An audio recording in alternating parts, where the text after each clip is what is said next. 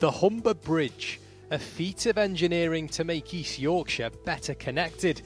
Now though, it seems this region is divided on how to manage its newest asset. Hull and East Yorkshire has a massive opportunity for wind energy, for solar energy. The bridge was promised by Labour during a by-election in Hull 60 years ago. These days, however, there's another party in the spotlight here. I don't like the fact that net zero's more or less bankrupting our economy. And they have other ideas about the value of net zero.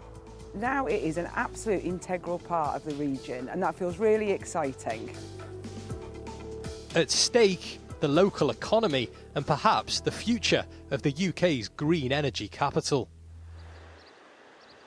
Renewables are in full flow through Hull and East Yorkshire, and those benefits trickle down. How big a deal is net zero for the local economy here? The value of the net zero industry to this area is 8 billion GVA, and it supports 75,000 jobs. That's hugely significant, and it is a growing opportunity. I think the climate target is part of it, obviously, but actually it's much, much bigger than that, because the sector is not a niche sector anymore. It stretches into construction, manufacturing, digital services, professional services, and so that agglomeration effect of all those different types of jobs is really important. The UK is committed to reaching net zero greenhouse gas emissions by 2050, and we're halfway there. The net zero sector is growing 3 times faster than the rest of the UK economy. And yet it's fair to say not everyone loves the policy. In fact, Reform, the party currently leading the polls and the party that the mayor of this region represents, can't stand it. Net zero madness. Net stupid zero. Insane net zero targets. Reform UK claim net zero policies are costing people and businesses more money. Their proposal is for taxes on energy bills that pay for green projects like heat pumps to be scrapped. Awkward then, perhaps, for the mayor of a region where many heat pumps are made. People aren't clear on exactly where you stand on it. Are you kidding me? They're not clear. For months, we've been trying to get face-to-face with the mayor to ask where his priorities lie. Luke Campbell's the former Olympic champion boxer who swapped the punch bag for politics. Andrea from Channel 4 News, could we have a quick word? He's been in post for more than a year now, and with no joy on that interview request, today we went to him. My remit is for this region. It's to benefit the residents of this region. Well, you've also called net zero disastrous. Yeah. And it's worth £8 billion to the region. Right, OK. How do those things align?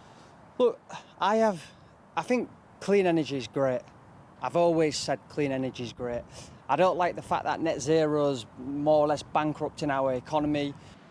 It's bankrupting us. It's killing businesses. It's costing everyone an absolute fortune. But the net zero sector, again, it's worth £8 billion to this is region. net zero. Yeah, whose cost? Whose cost? Who's it costing?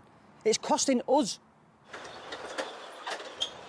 While net zero projects are expensive initially, scientists say it saves money long term. If we're not going ahead with the energy transition, if we're not going to move towards clean power and net zero, what will we do instead? And it's really not obvious to me that there's an alternative that is viable.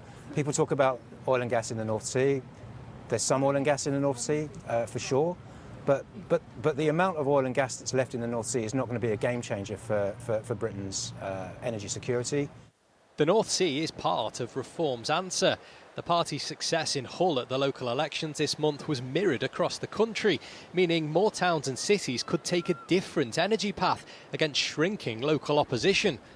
Tim Norman is one of only 2 Green councillors in Hull and East Yorkshire, and worries Reform aren't taking it seriously enough.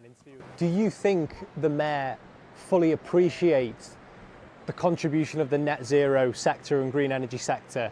I hope he does. I hope he does. And I hope he... Do you think he does, though? Do I think he does? In the year that we've had so far? Not just yet. I think he's still very much Nigel Farage's little boy. Nigel Farage's party are clear they'd scrap net zero. In regions like East Yorkshire, though, where the net zero industry and infrastructure is now so well established, it's not that straightforward.